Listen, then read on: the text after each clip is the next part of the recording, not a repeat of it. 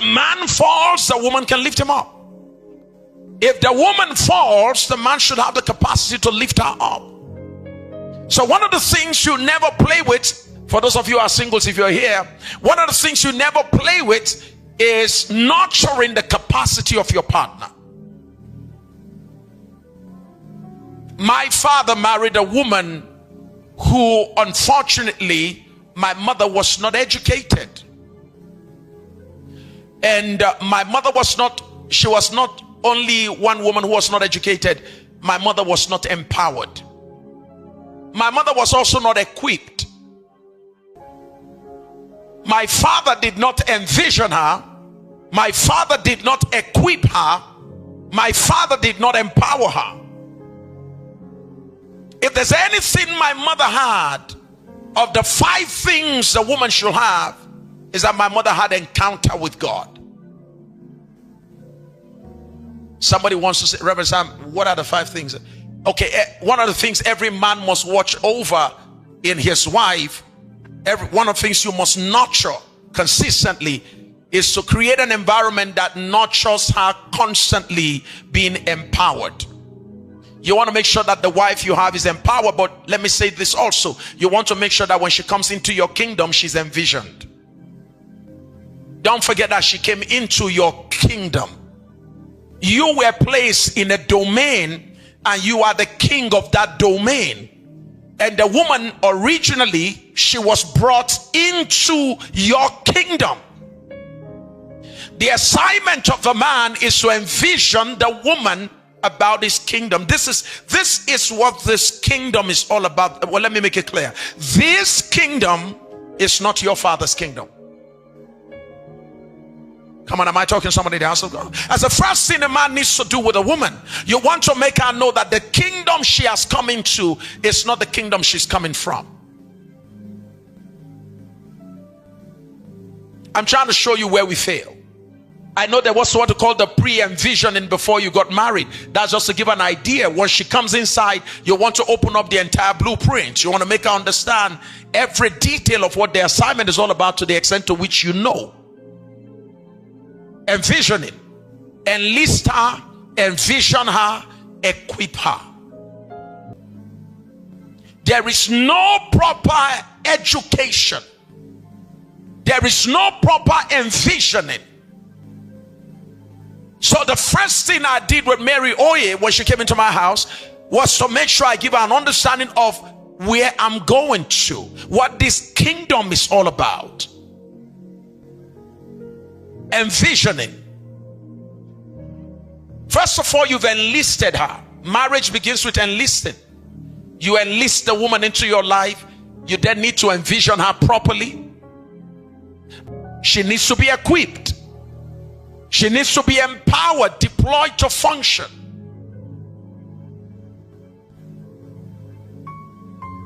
And one of the things we don't fail to do in order for our wives to be their very best or their very best is to make sure that she consistently is being evaluated. It's nothing wrong to check, how are you doing? How are you doing what you're doing? Are you having any challenge in what you're doing? My wife would say to me from the very first year of our marriage, she would say to me, how do I need to conduct myself in your kingdom? She said, now that I'm your wife, how do I conduct myself? I said, be yourself. You have my authorization to be you.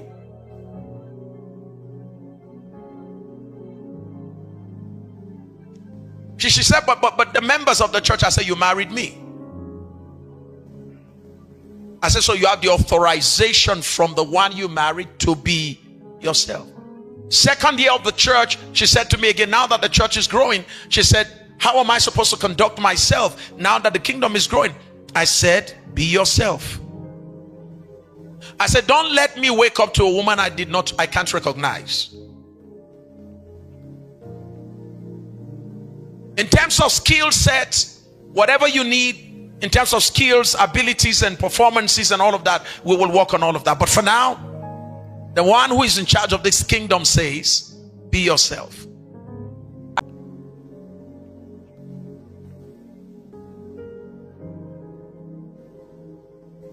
Because sometimes the challenge is you find yourself as a pastor so deeply entrenched with the church So deeply involved with the church at the neglect of your wife. William Carey had that challenge.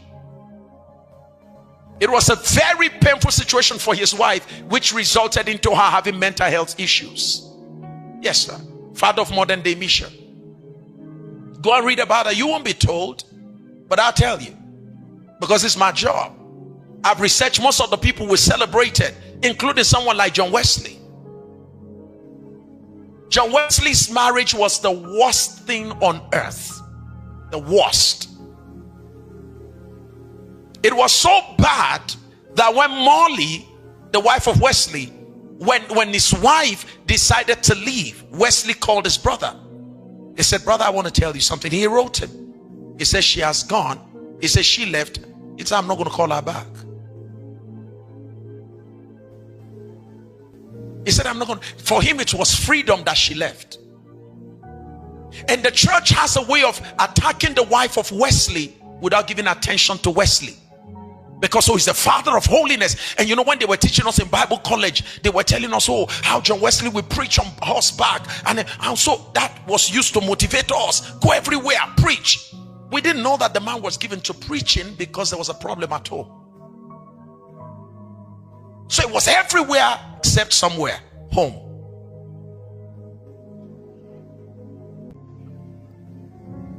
You were not handed over to somebody else to be his wife. The church is the wife of Christ. You are my wife. The church is the wife of Christ. I am only a steward assigned to the wife of Christ.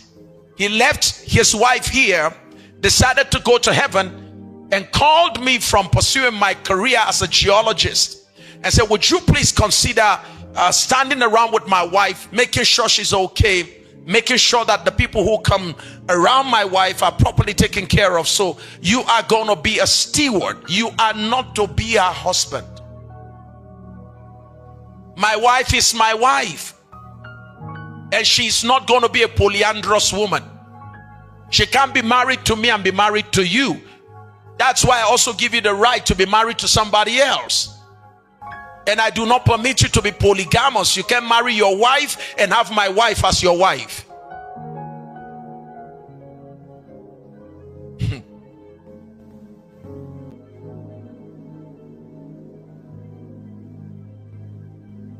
Catherine Kuhlman's worst nightmare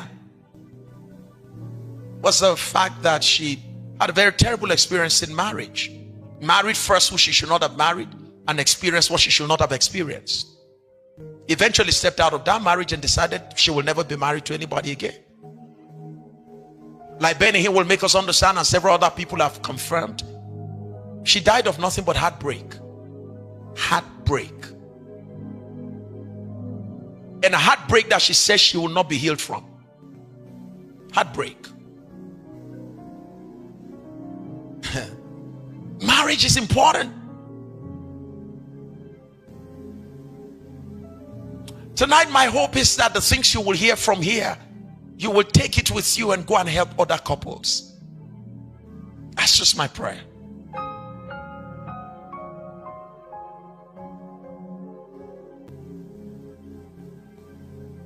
Let me show you something before we go further. Proverbs chapter 18 verse 22, the Message translation. Proverbs 18:22, the Message translation. Proverbs chapter 18 verse 22. Can we all read this together? I want us all to read it because we read it yesterday with the singles. This is more appropriate for married people now. Can we read it together? 1, 2, go.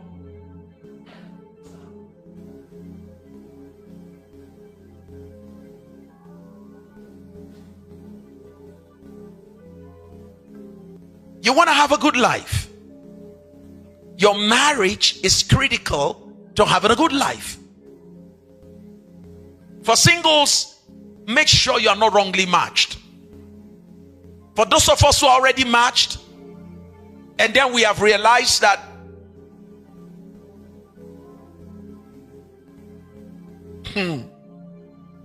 Reverend Sam, we wish we had listened to you before now. Where you're already in, we're going to fix it. God can turn all things around for our good. Yes. It's very possible that we've just come to a point of realization that we're not supposed to be together in the same ship, but we are already in it.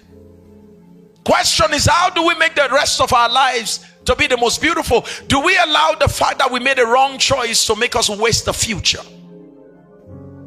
We're already in it. We have kids.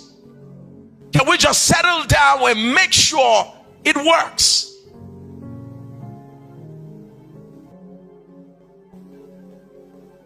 Look at what the Bible says. Woe to him that is alone. You know you can be married and still be alone. In fact, you can be married and still be lonely. You can be. Woe to him that is alone, but there's no one to help him up. There's no one to help him up. Look at the next verse. Again, if two lie down together, they will keep warm. But how can one be warm alone? I guess this generation have an answer for that. Sex toys, masturbation, pornography. That's how to be warm alone. You will come to the end of it all and realize vanity of vanity. All is vanity. One of the ladies got angry recently. She said, Reverend Sam, she said, no matter how good the sex toy is, I just realized that it cannot be a human being.